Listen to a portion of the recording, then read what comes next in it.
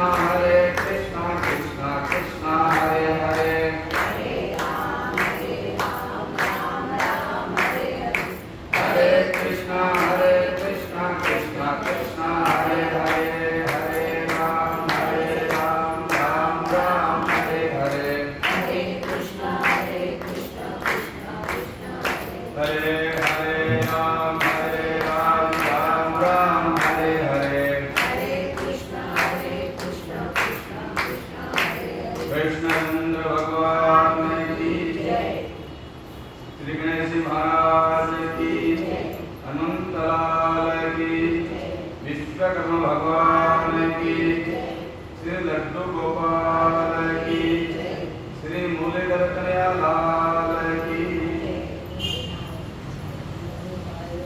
अभी आपने पीछे सुना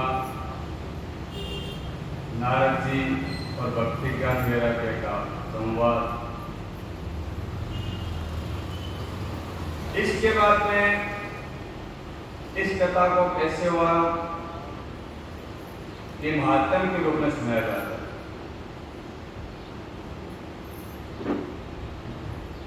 एक आत्मदेव नाम के ब्राह्मण होते, ध्यान से सुनने के बाद को उनके पत्नी का नाम था धुंधली।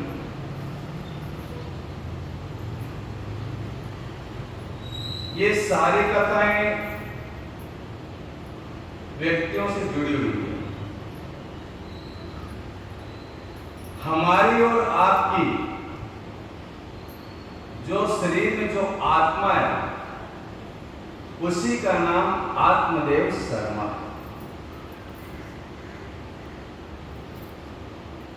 अब आता है धुंधली माने बुद्धि।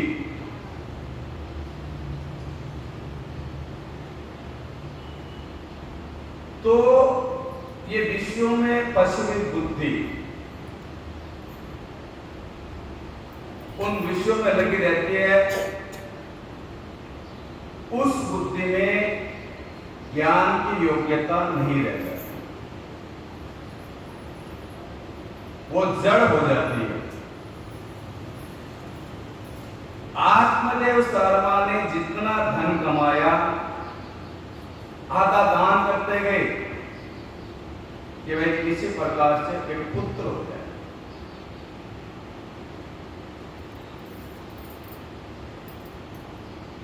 लेकिन नहीं हुआ, दुखी हो गए, दुखी होकर के जंगल चले गए। जंगल में एक महात्मा मिले। महात्मा को देखते ही आत्मदेव उनके चरणों में गिर गए और रोने लगे। महात्मा ने पूछा, कथम रोदिस विप्र काटे चिंता बलेसी, देवता क्यों रो रहे हो? आत्मदेव श्रवण का भगवान सब कुछ है, भगवान ने बहुत कुछ दिया, सब कुछ दिया, सब कुछ है, लेकिन कोई संभालने वाला नहीं है।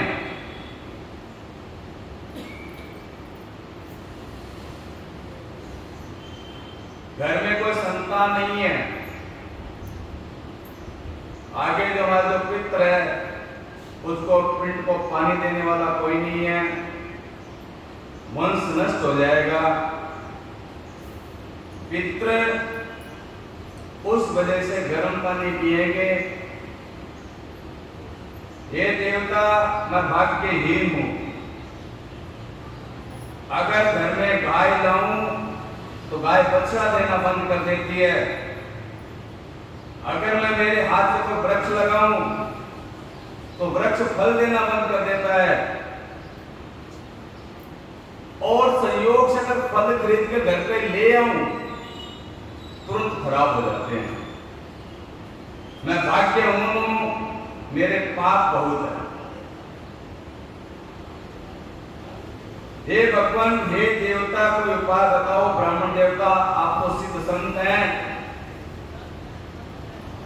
मुझे किसी प्रकार से बस एक बेटा मिल जाए। वो सिद्ध संत थे, उन्होंने आत्मदेव के मस्तक की रेखा को पढ़ा और संत ने कहा था, आत्मदेव, तुम्हारे 7 जन्मों तक तुमको पुत्र है ही नहीं। तुम्हारे पुत्र की रेखा ही नहीं है, तुम्हें पुत्र नहीं हो सकता 7 जन्म तक। इस जन्म के नहीं, आगे आने वाले 7 जन्म में तुम्हारे वापस जन्म होगा तो तुम्हारे पुत्र नहीं है।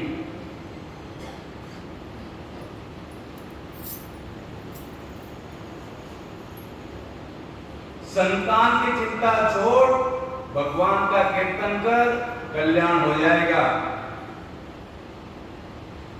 7 जन्म तक तो नहीं है, भगवान का भजन कर। सन्यासी सर्वथा सुखम, सन्यासी हमेशा सुखी रहता है। भगवान का भजन कर, सुखी हो जाएगा। बेटा बाटा में कुछ नहीं रखा है, भजन में आनंद है। दुनिया में, इस संसार में, इस विश्व में आनंद नहीं है। भजन में जो आनंद है वो दुनिया में कहीं नहीं मिल सकता। आपको दुनिया को पकड़ने में शांति नहीं मिलती, दुनिया को छोड़ने में शांति है। कितने बड़े से बड़ा पापी नास्तिक क्यों ना हो, कितने बड़े से बड़ा भोगी लोभी क्यों ना हो, 24 घंटे में 5 से 7 घंटा इस दुनिया को छोड़ेगा, भूलेगा और सो जाएगा। अगर नहीं सोएगा तो मर जाएगा।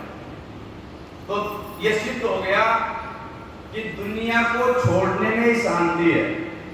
निद्रा क्या है? दुनिया को छोड़ना।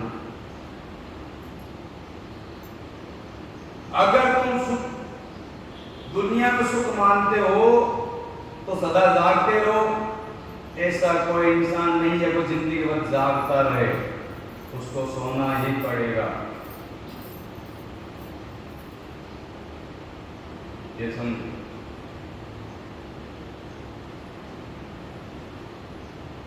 तब हम तुमको समझते हैं कि तुम हाँ भाई सुखी हो, छोड़ने में, पकड़ने में।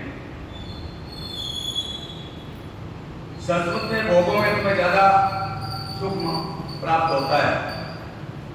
कितने बड़े से बड़ा भोगी लोभी क्यों ना हो, नास्तिक क्यों ना हो, 24 घंटे में 5 से 7 घंटा अवश्य सोएगा। पत्नी को बोलेगा, धन को बोलेगा, शरीर को बोलेगा, सो जाएगा। क्योंकि दुनिया में शांति नहीं है, दुनिया से हटने के बाद ही शांति है। जैसे सो जाने के बाद में मन में शांति की प्राप्ति होती है, सोने के बाद मन में बहुत शांति आ जाएगी, शांति रहेगी। दुनिया से मन हटाने का यही है कि इस गुल्ली कन्यालाल से जुड़ जाओ, भगवान से जुड़ जाओ। भगवान में जुड़ने में ही शांति है।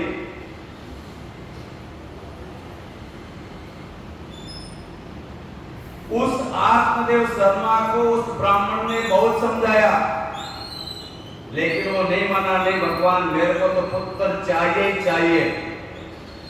उसने संत के पैर पकड़ लिए और पकड़ के बोला, मैं पैर नहीं छोड़ूंगा, मेरे को पुत्र तो अन्यथा यहीं मर जाऊंगा।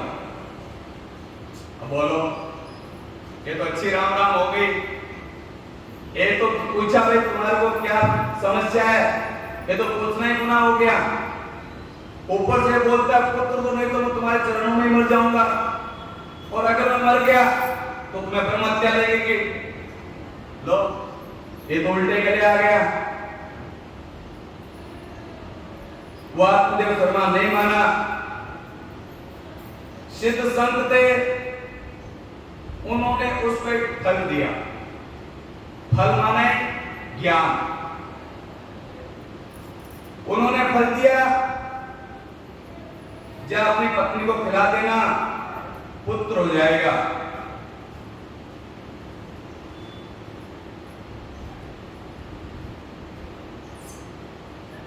तो उसने वो स्वीकार किया, अपनी पत्नी को दिया।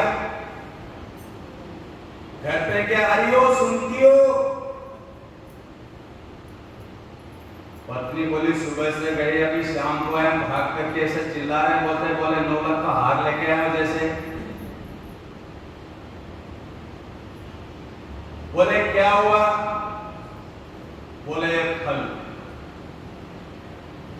बोले सुबह से गए और लेके आए तो एक फल लेके आए। क्या फल मैंने देखे नहीं जिंदगी में? फल नहीं खाए मैंने। अरे नहीं नहीं, ये कोई ऐसा वैसा फल नहीं है। तो बोले सिद्ध संत थे, उन्होंने मेरे को फल दिया, इस फल से अपने को पुत्र हो जाएगा। बोले अच्छा? बोले हाँ। तो ठीक है, मैं ये फल खा लूंगी। अभी तो मैंने स्नान नहीं किया है, स्नान कर लेती हूँ, उसके बाद पूजा पाठ करके ये फल खाऊंगी। ब्राह्मण देवता ने सोचा भाई ठीक ही बात है, नहाएगी धोएगी फिर फल खाएगी, बढ़िया बात है। पंडित जी फल लेके चले गए, अपने काम में लगे। वो धुंधली फल को लेके बैठ गई। बोले खाऊं कि नहीं खाऊं, पता नहीं कैसा फल है, बाबा ने क्या किया, मेरा कोई मेरे पे कोई कुछ कर दिया हो। विचार करने लगे, खाऊंगी तो मेरा उधर बढ़ जाएगा, ये हो गया। नहीं, मन में अनेक प्रकार के विचार करते रहे। इतने में पड़ोस से उसकी सखी बगल से गुजरे, कह रहे, बोले ये धुंधली क्या कर रही है? बोले कुछ नहीं, सुबह से गए थे, फल लेके आए हैं, बोले खा लो पुत्र हो जाएगा। अब तू बता, फल खाने से कभी पुत्र हुए हैं? बोले नहीं, वे सिद्ध संत है, हो सकता है। तो ठीक है, तू बोल के तो खा लेती हूं, पर मैंने सुना है फल खाने से पुत्र होएगा, मेरा उधर बढ़ जाएगा, तो मैं भाग नहीं पाऊंगी, तो मेरा घर का काम कौन करेगा? और सुना है व्यास जी भगवान के पुत्र हुआ, सुखदेव जी, वो 12 वर्ष तक पेट में रहे। अगर उतने वर्ष तक मेरे को पुत्र नहीं हुआ तो मैं क्या करूं, मैं तो मर जाऊंगी। तो बोले ठीक है, तू एक काम कर, ऐसे ही तुम्हारी ननद तो आती रहती है, तो तेरी ननद को बुला ले, घर का थोड़ा बहुत काम वो कर लेगी, और जब तेरे को पुत्र हो जाएगा तो उसको बख्शिश में कुछ सामान दे के उसको खुशी करके भेज देना। बोले नहीं नहीं, कुछ चोटी का नाम मत लेना। बोले क्यों? बोले नहीं, वो पिछली बार भी आई थी, मेरा सारा सामान लेके भाग गई, उसको तो मैं नहीं बुलाऊंगी। तो बोले एक नौकर रख ले, तेरा घर का काम कर लेगी, तेरा सहयोग हो जाएगा। बोले ठीक है, देखती हूं, खा लेती हूं। लास्ट में थका के वो बोले भाई तो खाए तो ठीक, नहीं खाओ तो ठीक, तू जाने तेरा काम जाने, मेरे को तो काम बहुत है, मैं तो जा रही हूं। वो चली गई। थोड़े टाइम के बाद में अविद्या यानी उसकी छोटी बहन उससे मिलने आती है, उसको भी सारा फल, उसके फल का वृत्तांत सुनाती है। तो संत ने फल दिया, फल माने ज्ञान, लेकिन जो बुद्धि विषयों में फंसी है वो ज्ञान को ग्रहण नहीं करती, वो ईश्वर के विषय को नहीं समझती, उसके पास टाइम नहीं है, जो कर्ता में उसकी बुद्धि लगती नहीं, काम करती नहीं। पत्नी को बात आत्मजन्म ने फल दिया, बाबू उसने खाया नहीं, पुत्र करने लगी। एक वर्ष तक एक टाइम भोजन करके कैसे रहोगे? उधरवती हो जाएगी, सुंदरता चली जाएगी, भागना पड़ेगा, भागोगे कैसे? बच्चा के 12 वर्ष तक नहीं हुआ तो पेट में फंस गया तो मैं मर जाऊंगी। सुना जब बच्चा होता है तो बहुत तकलीफ होती है। मेरी नंद है कि मेरा सारा सामान उठा के ले जाएगी, मैं फल नहीं खाऊंगी, बंदिया ले जाऊंगी।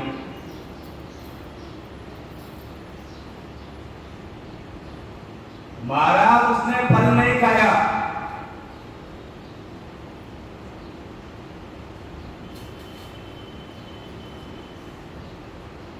जिसकी बुद्धि में कुतर्क होते हैं उसकी बुद्धि कमजोर होती है। कुतर्क, शुद्ध बुद्धि में तर्क नहीं होते हैं।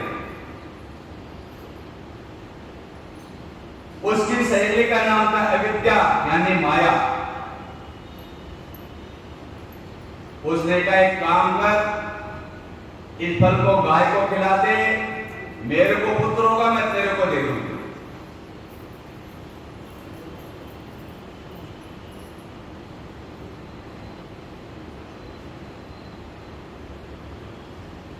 तो जैसा व्यक्ति होता है उसकी मित्रता उसी के समान होती है।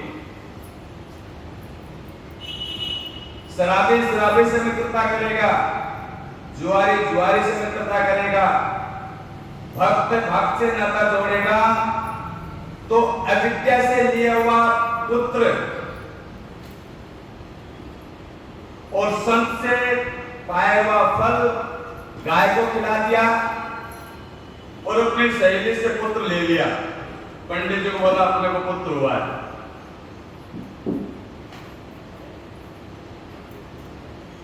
तो गाय को फल खिलाया तो गाय से पुत्र हुआ।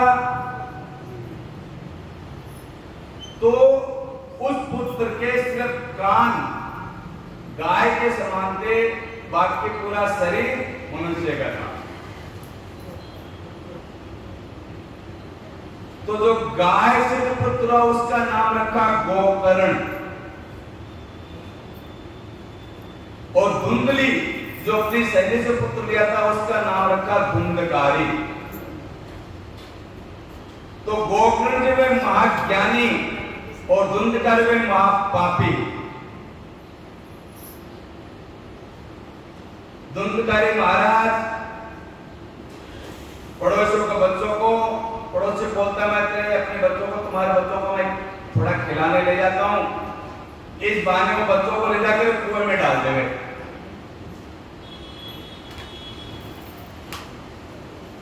और दूसरों के घरों में आग लगा दे, रास्ते में कांटा बिछा दे,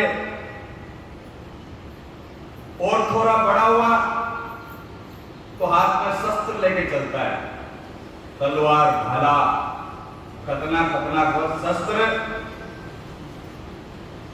और शिकार करता है, कुत्ते साथ में रखता है।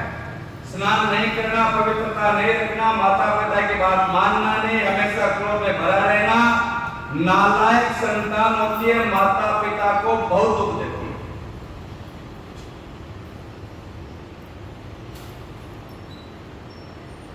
भागवत में लिखा है कि पुत्रहीन रह जाना वो अच्छा है नालायक पुत्र से।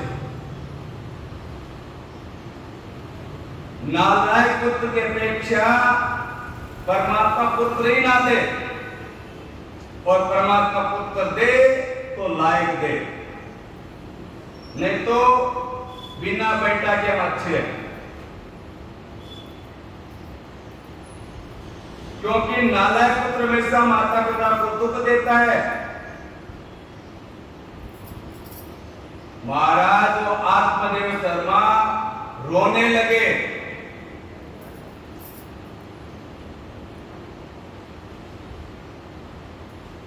आत्मदेव शर्मा ने जो धन कमाया था उसने सारा धन चुरा करके वेश्यागामी हो गया। ध्यान से सुनो बात को, सारा पैसा उसने बर्बाद कर दिया, पिता की कमाई का सारा पैसा बर्बाद कर दिया, और माता पिता को मारने भी लगा। पिता रोने लगे, और फिर आत्मदेव शर्मा विचार करने लगे कि उस टाइम संत ने ठीक ही कहा था कि पुत्र उत्तर में कुछ नहीं रखा है, सन्यास सबका सुगम, लेकिन मैं नहीं माना। ऐसा पुत्र नहीं होता तो अच्छा, लेकिन अब क्या करूं, 60 वर्ष की आयु हो गई, कहां जाऊं, क्या करूं, रोने लगे। तो उसी समय गोकर्ण जी आ गए, पिताजी के पास बैठे। गोकर्ण जी का, पिताजी इस माया से ऊपर उठिए, ये केवल आपके घर की कहानी नहीं है, घर घर की कहानी है। बोले वृंदावन बिहारी लाल की, श्री कृष्ण गोविंद हरे मुरारी, हे नाथ नारायण वासुदेवा, श्री कृष्ण गोविंद हरे मुरारी, हे नाथ नारायण वासुदेवा, श्री कृष्ण गोविंद हरे मुरारी, हे नाथ नारायण वासुदेवा, हे नाथ नारायण वासुदेवा, हे नाथ नारायण वासुदेवा, हे नाथ नारायण वासुदेवा, हे नाथ नारायण वासुदेवा, श्री कृष्ण गोविंद हरे मुरारी, हे नाथ नारायण वासुदेवा, श्री कृष्ण गोविंद हरे मुरारी, हे नाथ नारायण वासुदेवा। श्री कृष्ण भगवान की जय। हे हस्ति मासी रुधिरे पिबति तत्त्वं, जाया सुतादि सदा ममता विमुञ्च, पश्याम्यहं जगदिदक्षणभङ्गनिष्ठ, वैराग्य राग रसिको भव भक्तिनिष्ठ। पिताजी, ये घर घर की कहानी है। बड़े भाग्यशाली परिवार होते हैं वो, जिसे बहू बेटे लायक मिल जाए।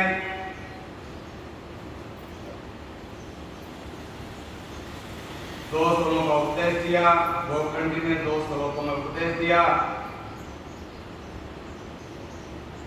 संत ने दिया फल, वो खिलाया गाय को, उससे वह पुत्र वो सारे नगर को तार देता है, और अविद्या से लिया हुआ, सहेली से लिया हुआ पुत्र सारे घर को बर्बाद कर देता है, नगर को नरक बना देता है। अगर आप प्रकृति से जुड़ोगे, प्रकृति से नाता जोड़ोगे, तो परिवार नरक जैसा बन जाएगा, और संत से जुड़ोगे तो परिवार का उद्धार हो जाएगा।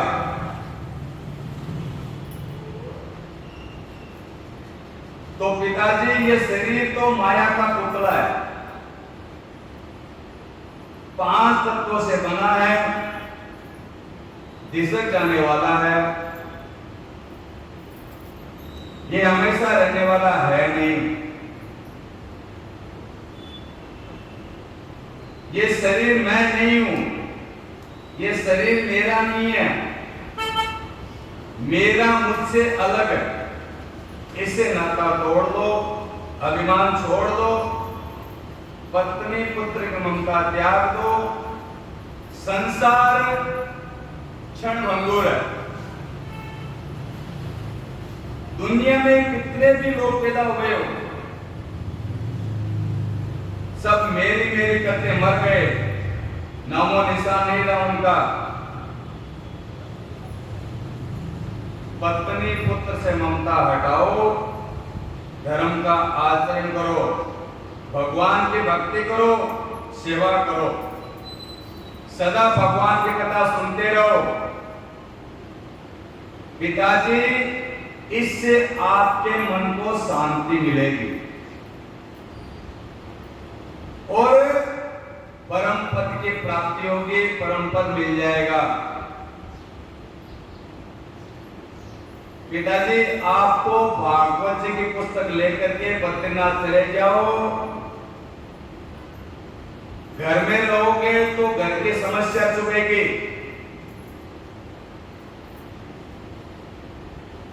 तो आत्मदेव जी को गोकर्ण जी ने समझाया। तो 60 वर्ष की अवस्था में पिताजी बद्रीनाथ गए। 10वां स्कंद का पाठ करते करते भगवान कृष्ण का दर्शन हुआ, बेड़ा पार हो गया। बोले वृंदावन बिहारी लाल की। भगवान कृष्ण के दर्शन हो गए, भगवत धाम की प्राप्ति हुई। तो धुंधकारी ने पिता के जाने के बाद मां को मारता है। बोले लाओ धन दो। पिताजी कहां रखे क्या तुमको पता है? लो बताओ धन कहां है? तो पिता के जाने के बाद मां को मारता है। तो मां दुखी होकर के कुएं में गिर के मर गई। भाई उसको पीटता था कि लो पिताजी ने धन रख के गए हैं, कहां है? वो सराबे कबाबी नालायक संतान। तो मां दुखी होकर कुएं में गिर गई। गोकर्ण जी तीर्थ यात्रा करने चले गए। अब घर में पापी हो अकेला, तो उसने 5 वेश्याएं घर में पाल ली और उनकी नित नहीं मांग, ये लाओ वो लाओ, ऐसा करो वैसा करो, ये चाहिए वो चाहिए। और व्यक्ति इसीलिए पाप करता है और इसलिए पाप करता है। इन इंद्रियों का ही एक दिन, ये जो 5 इंद्रियां हैं, ये 5 इंद्रियां व्यक्ति को मार देती है। विषय रूपी इंद्रियां व्यक्ति से विषय की मांग करती है। तो एक दिन धुंधकारी बहुत सारा धन कमा के लाया। वैश्याओं ने आपस में विचार किया कि कभी न कभी तो पकड़ा जाएगा, और जिस दिन पकड़ा जाएगा वो हमारा नाम भी लेगा, तो हम भी लपेटे में आएंगे।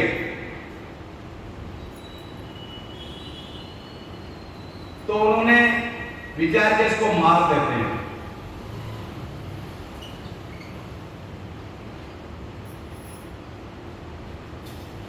जब वो शराब पी के सो रहा था तो गले में रस्सी बांध दी, लटका दिया। बहुत ज्यादा चिल्लाने लगा तो एक ने क्या किया, चूल्हे से अंगार लाकर उसके मुंह में अंगार भर दी, मर गया। वही घर में कच्ची मिट्टी थी, खोद काट के बूर दिया, गड्ढा खोद के दफना दिया और धन को लेकर वो 500 वेश्या भाग गई। अकाल मृत्यु हुई, प्रेत बन गया। पापी तो था ही।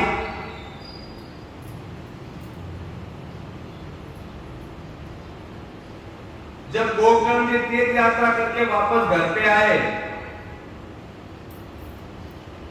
तो देखा घर के अंदर एक विचित्र सा रात को सोते थे, हवा कभी हाथी बन जाए, कभी इंद्र बन जाए, कभी अग्नि बन जाए, कभी धुआं बन जाए, कभी मेढ़ा बन जाए, बदलता प्रेत। गोकर्ण जी ने सोचा ये भी क्या है। उन्होंने हाथ में जल लिया, गायत्री मंत्र पूजा और उस पर छिड़का। वो सामने खड़ा हो गया, छाटा मारा, पूछा भाई तुम कौन हो? रो पड़ा। अहम प्राप्ता प्रियोसी धुंधकारी नामक है। हे भैया मैं तुम्हारा भाई धुंधकारी। बोले महाराज ये क्या है? बोले क्या करूं, पापी बहुत हूं, पाप बहुत किया था, मर गया, प्रेत बन गया। भैया आपने बहुत समझाया लेकिन मैंने नहीं सुना, एक भी नहीं मानी, लेकिन मैं बहुत कष्ट भोग रहा हूं, प्रेत बन गया हूं, कोई उपाय करो। देखो दुनिया में पैसा साथ नहीं जाएगा, तुम्हारा किया हुआ भजन ही तुम्हारे साथ जाएगा।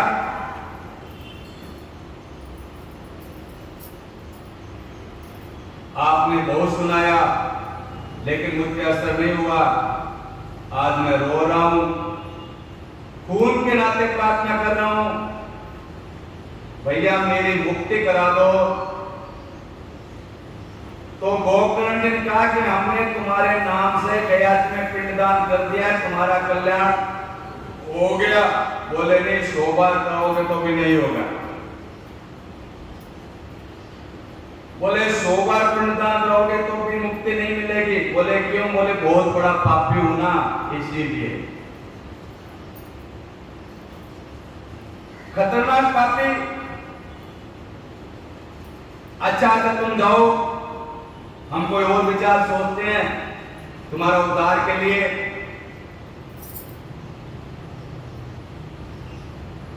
प्रातःकाल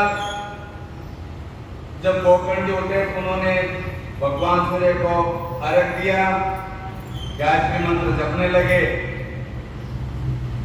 और उन्होंने भगवान सूर्य से प्रार्थना की कि हे भगवान, हमारे भाई का उद्धार हो जाए। और उद्धार कैसे होगा?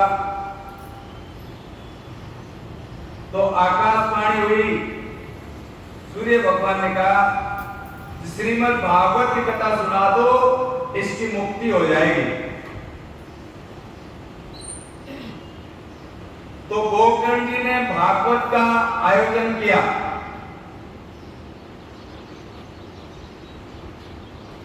वहीं पे 7 गांठ का बांस वो था, उस बांस के अंदर वो धुंधकारी आत्मा के विराजमान हो जाता है। गोकर्ण की कथा सुनाते हैं, धुंधकारी मन लगाकर कथा सुनता है। एक दिन की कथा समाप्त होने पर एक गांठ बढ़ती है, दूसरे दिन की दूसरी गांठ, तीसरे दिन की तीसरी गांठ, ऐसे करके 7 दिन में 7 गांठ बढ़ जाती है और साक्षात भगवान कृष्ण का रूप लेकर प्रकट हो जाता है। देवता पुष्प बरसाते हैं, बोले वृंदावन बिहारी लाल की। वो धुंधकारी जिसने पाप किया था वो कृष्ण का रूप लेकर के खड़ा हो गया और उसने भागवत जी को प्रणाम किया। बोले धन्य भागवती वार्ता प्रेत पीड़ा विनाशनी। ये भागवत की कथा धन्य है जिसने मुझ जैसे पापी का उद्धार कर दिया। तो भागवत भगवान कृष्ण का स्वरूप है, ये सिद्ध हो गया। भागवत की कथा धन्य है जिसने मेरे जैसे पापी का उद्धार कर दिया। और जो वहां पे जो उपस्थित श्रोतागण थे उनसे धुंधकारी ने कहा, मैं धुंधकारी, मैं वही धुंधकारी हूं जिसका नाम सुनते आप डर जाते थे, कांप जाते थे। आज मैं कृष्ण बन गया भागवत की कथा सुन के। उसके लिए विमान आया, विमान पर बैठ के जाने लगा। तो गोकर्ण जी ने भगवान के पार्षदों से प्रश्न किया कि भाई मैंने कथा सुनाई, इन सब ने कथा सुनी, लेकिन विमान से धुंधकारी के लिए क्यों आया? तब भगवान के पास उन्होंने कहा कि गोकर्ण जी, कथा में आके बैठ जाने से लाभ नहीं होता। क्या भाई हम तो कहा करते हैं कि टेप में रिकॉर्ड लगा दिया, कैसेट फंस गई,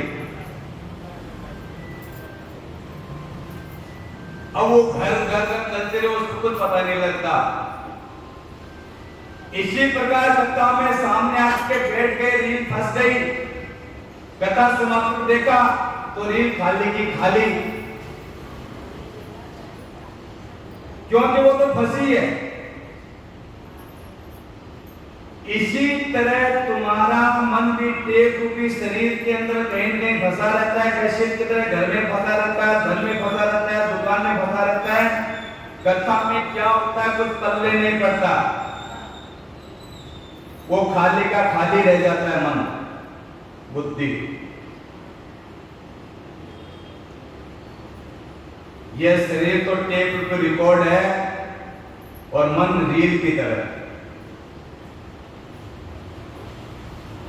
और मन घर में फंसा रहता है, वो दुकान की बात सोचता है, वो कोर्ट कचहरी की बात सोचता है। इसलिए कथा सुन के भी जो लाभ मिलना चाहिए वो नहीं मिलता। जब तक शरीर के साथ में मन को नहीं लाओगे, ठीक ठीक नहीं सुनोगे साथ, तो कुछ नहीं होता है। बहुत से क्या होता है, हाँ भाई ठीक है, पंडित जी कथा करते हैं, पंडित जी ने बोल दिया, पंडित जी के मान रखने के हिसाब से भी चले आते हैं, तो भाई ठीक है, बुलाया चलते हैं, निमंत्रण पत्र आया है तो चलो, लेकिन वो आना नहीं होता। चलो चल के सुन लेते हैं, कथा सुनेंगे तो थोड़ा सुनेंगे, थोड़ा मन तो वहां लगेगा नहीं, वो तो निमंत्रण पूरा करने आए हैं। कोई बात नहीं, चलो चलते हैं। तो श्रोता बन के आना और पूरा मन लगा करके कथा को सुनना, वो एक अलग पक्ष है। तो पार्षदों ने कहा केवल कथा में आने से कोई लाभ नहीं होता, तो लाभ कब होगा? बोले विश्वासु गुरु वाक्येषु, बोले गुरु के वचनों पर विश्वास करने पर ही लाभ होगा। मन के दोषों को जीत लिया गया, गुरु के वचनों के द्वारा मन के दोषों को तुम जीत सकते हो। कथा में एक मति होनी चाहिए, एकदम पूरा मन लगा करके एक मति के साथ में एक भी शब्द छूटना नहीं चाहिए। जब तक कथा चले, जितने दिन कथा चले, पूरा मन लगा करके सुनो, भगवान का चिंतन करो, चिंतन में डूबे रहो, शब्दों को ध्यान से सुनो, तत्काल फल मिलता है। तो इस धुंध कार्य में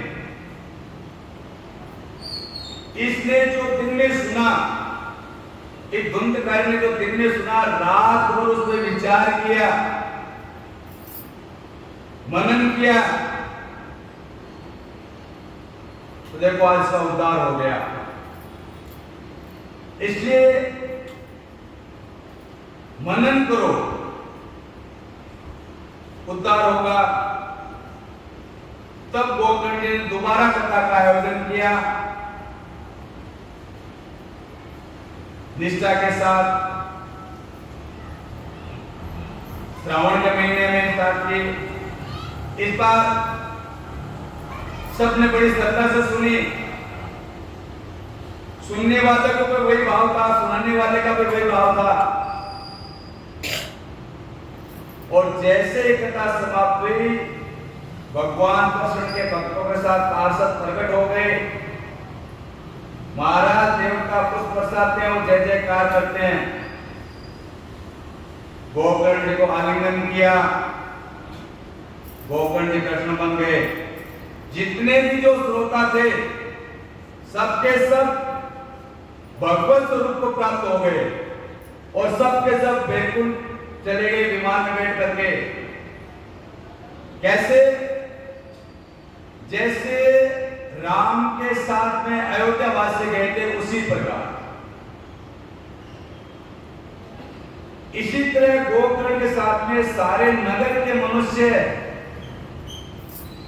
कीट पतंग पशु पक्षी सब वैकुंठ को गए। धुंधकारी ने जिसको नरक बनाया था, संत के फल के द्वारा गोकर्ण जी ने नगर को वैकुंठ बना कर दिया और सबको वैकुंठ में भेज दिया। इसीलिए संत की सेवा करो। संत बहुत भाग्य से मिलता है, वो भाग्यवान है जिसको संत मिलते हैं। संत का संग बड़ा भागी, बहुत भाग्यशाली होता है।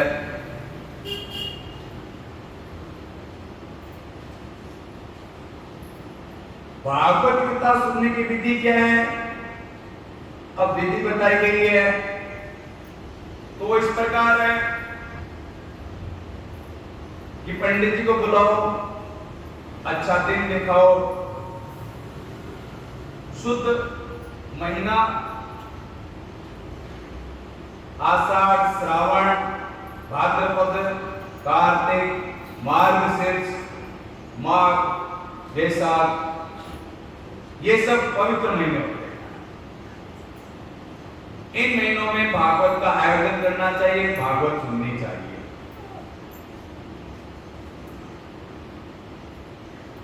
भागवत का आयोजन घर में करो या तीर्थ में करो या मंदिर में करो, जैसे अपने मंदिर में है।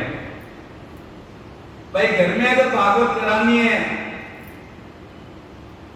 तो घर में उतनी जगह होनी चाहिए कि भगत लोग बैठ सके, आराम से कथा सुन सके, उतनी होनी चाहिए। नहीं तो मंदिर में करवा लो, सुंदर मंडप बनाओ, सबको अपने रिश्तेदारों को, जान पहचान वालों को, इष्ट मित्रों को, सबको निमंत्रण भेजो और उनसे आग्रह करो कि भाई भगवान श्री मुरलीधर भगवान की कृपा से हम कथा का आयोजन कर रहे हैं, आप जरूर पधारना। उनसे विशेष आग्रह करो और जितने दिन भी कथा चले उनके रहने का, निवास स्थान का, उनके आराम की व्यवस्था करो, उनके ठहरने खाने पीने की व्यवस्था, और उनसे आग्रह करो यदि आप नहीं आ सको तो चाहे एक दिन के लिए आओ, लेकिन अवश्य आओ। भाई हम कथा का आयोजन कर रहे हैं, उनसे प्रार्थना करो कि भाई आओ। कथा में कीर्तन करने वालों को बुलाओ, कथा में थोड़ा कीर्तन होना चाहिए, भगवान का कीर्तन होना चाहिए, तो कीर्तन करने वालों को बुलाओ और उन कीर्तन करने वालों के लिए भी ठहरने खाने की व्यवस्था करो। देखो थोड़ा कीर्तन होना चाहिए कथा में, और ज्यादा नहीं तो 5 ब्राह्मणों का वर्ण करो,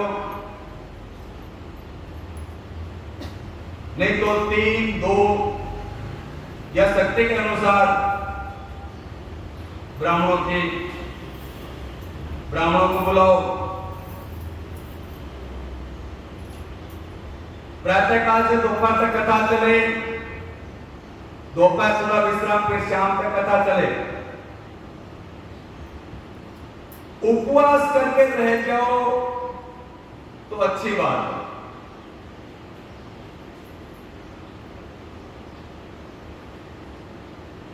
उपवास करके रह जाओ तो बहुत बढ़िया बात है।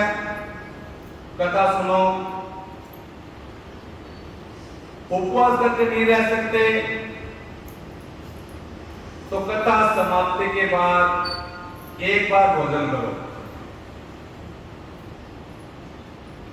दिन में थोड़ा फल फ्रूट ले लो, थोड़ा आहार लो।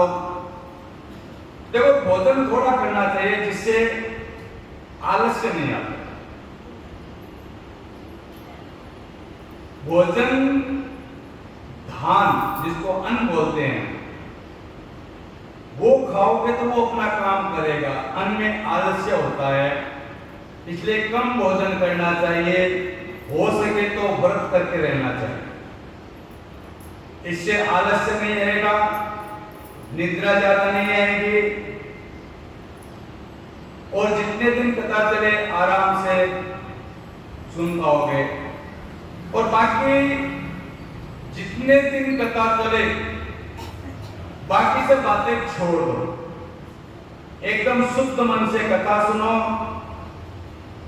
केवल भगवान के स्वरूप का ध्यान रखो, उसके स्वरूप में रम जाओ। किसी की निंदा नहीं, किसी की चुगली नहीं, किसी की निंदा नहीं, किसी की चुगली नहीं, झूठ नहीं बोलना, कपट नहीं करना। जिंदगी में अब ठाकुर ने जितने दिन दिए हैं या जितने दिन कथा चले उतने दिन ठाकुर को दे दिए। इस प्रकार से कथा सुनो। कथा समाप्ति के बाद में हवन करो या गीता जी का पाठ सुनो। गीता जी का पाठ सुनो। 12 ब्राह्मणों को भोजन करा दो कथा समाप्ति के बाद। और जिस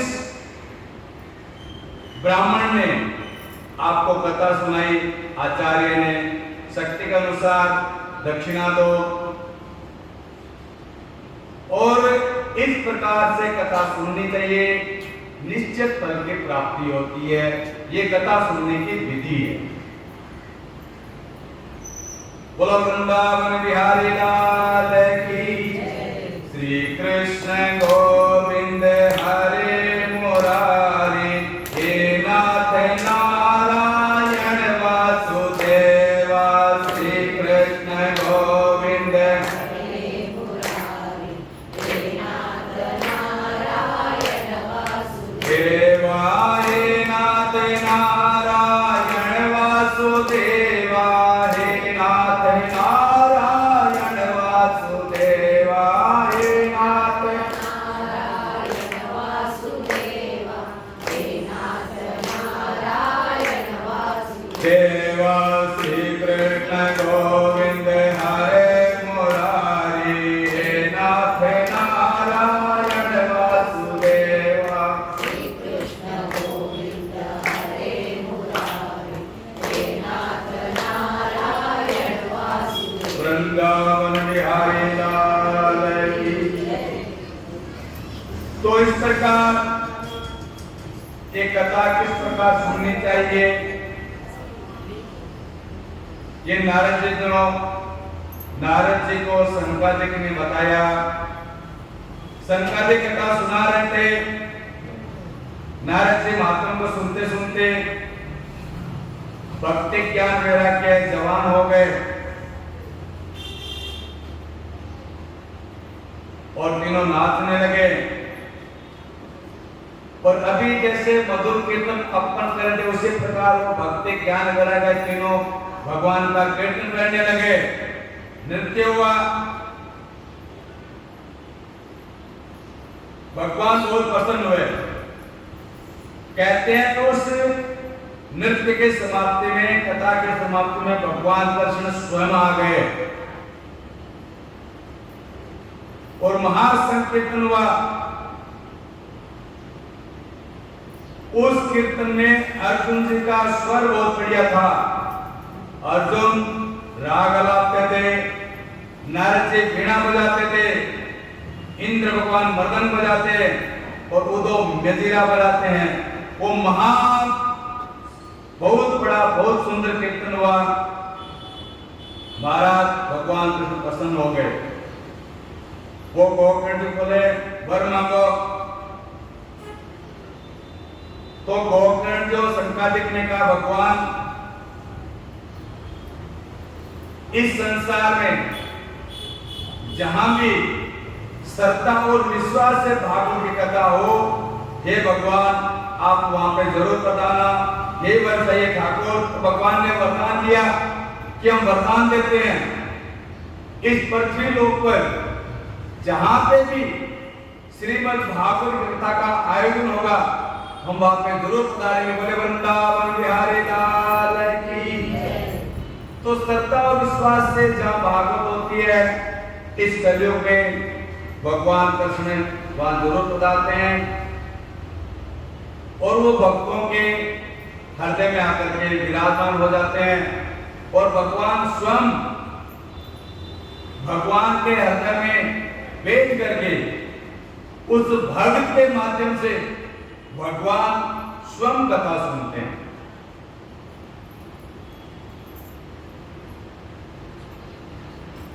तो भागवत कथा से होकर भगवान कृष्ण ने निर्णय लिया कि मैं जरूर उतारूंगा और वो जरूर आते हैं। श्रद्धा और विश्वास लेके जो श्रवण करता है,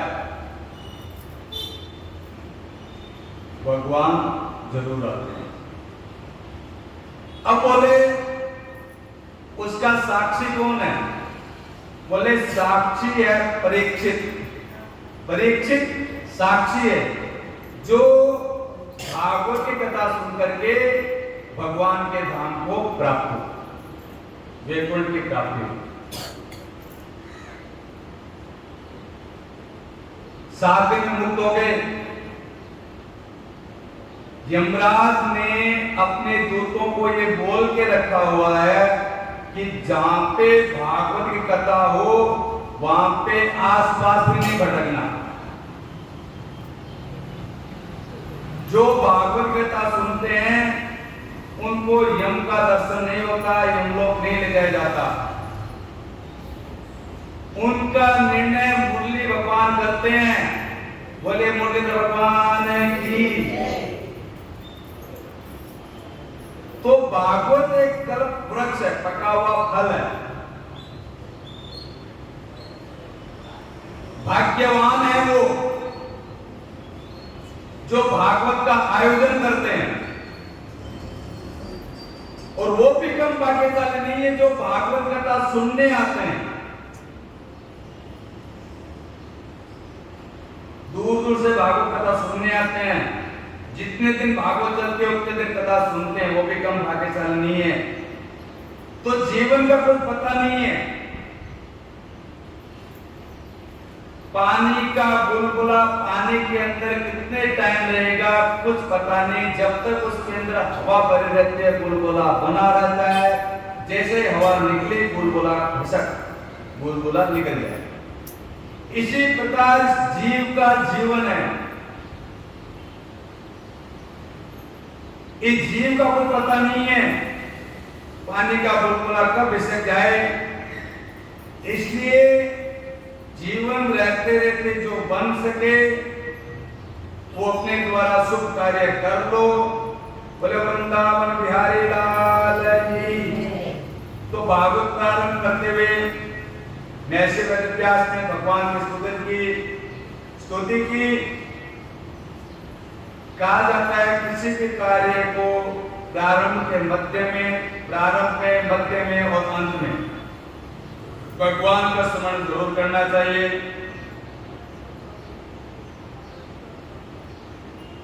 उससे क्या है कि होने वाले कार्य में त्रुटि नहीं होती। अगर त्रुटि होती है तो उसकी पूर्ति हो जाती है और वो कार्य निर्विघ्न पूरा हो जाता है। इसीलिए हमारे यहाँ ये पुरानी परंपरा रही है, किसी भी कार्य को प्रारंभ करते हुए परमात्मा का स्मरण करना चाहिए। वैसे वेदव्यास ने स्तुति की भगवान की।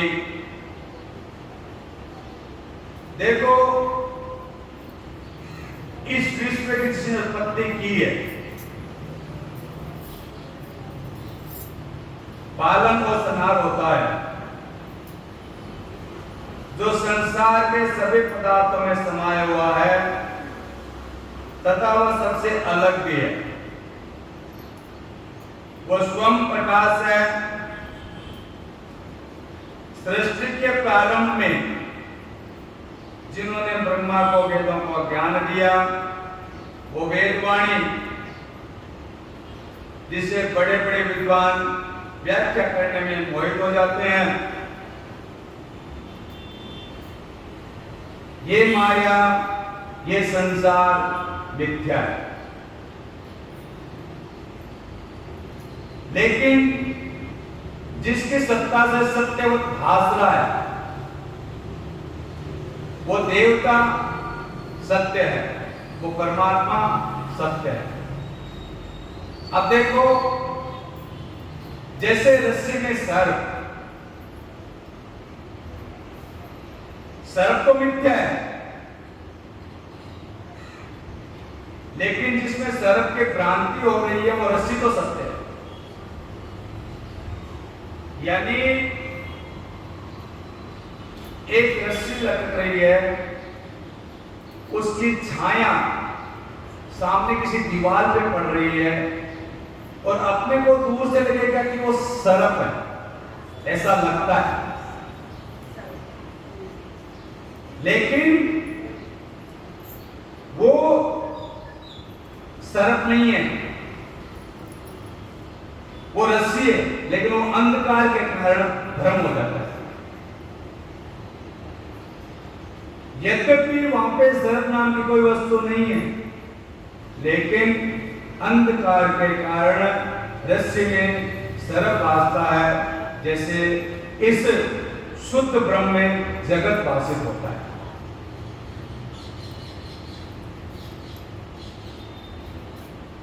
टीवी उसका सबसे बड़ा उदाहरण है। टीवी ले लो, मोबाइल ले लो, ये सबसे अच्छा उदाहरण है। टीवी में, मोबाइल में जो चित्र दिखता है, हमें टीवी के माध्यम से शुद्ध लाइट दिखती है, मोबाइल के माध्यम से शुद्ध लाइट है, वो फिल्म है। तो फिल्म के माध्यम से जैसे लाइट ही अनेक रूप में पर्दे पर दिखती है, भाषित होती है, पर्दे पे दिखने वाले जैसे कभी नदी दिखता है, कभी पहाड़ दिखता है, कभी समुद्र दिखता है, तो सभी वस्तुएं उस लाइट के माध्यम से अपने को दिखती है। इसी प्रकार ये जगत दिखाई देता है, परमात्मा की माया।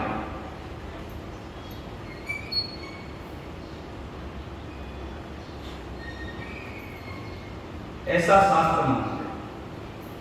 थोड़े समय दिखाई देते हैं और थोड़े समय बाद में खत्म। जैसे आकाश में बादल, अभी बादल है, थोड़े टाइम बाद में मिट जाएंगे, लीन हो जाएंगे। तो एक शुद्ध चेतन तत्व है आकाश, वायु, अग्नि, जल और पृथ्वी। जल में और पृथ्वी में कुछ विकार दिखाई देते हैं, लेकिन आकाश मूल से निर्विकार है। तो आकाश से भी महान एक चेतन सत्ता है संसार में, जिससे जीव, सभी जीवों की चेतना जो केंद्र है वो आकाश से भी ज्यादा व्यापक है। परमात्मा, उसी परमात्मा के अनेक अवतार होते हैं, वही परम सत्य है। इसीलिए इसमें कहा गया सत्यम परम धीमहि। हम उस परमात्मा का ध्यान करते हैं, उसको प्रणाम करते हैं, उनका चिंतन करते हैं। माया जीव का पीछा छोड़ देती है। जब तक आप परमात्मा का चिंतन नहीं करते, माया आपका पीछा छोड़ेगी नहीं। माया शब्द का अर्थ है मिथ्या, यानी झूठ, इंद्रजाल, समृद्ध। बोले वृंदावन बिहारी लाल की। श्री कृष्ण गोविंद हरे मुरारे।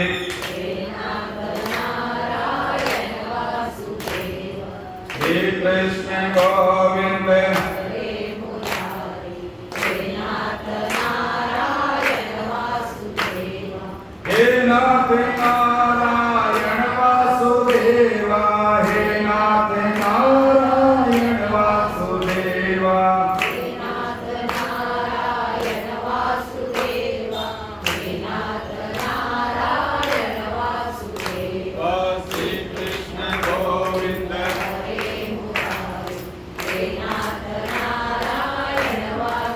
नारायण भगवान की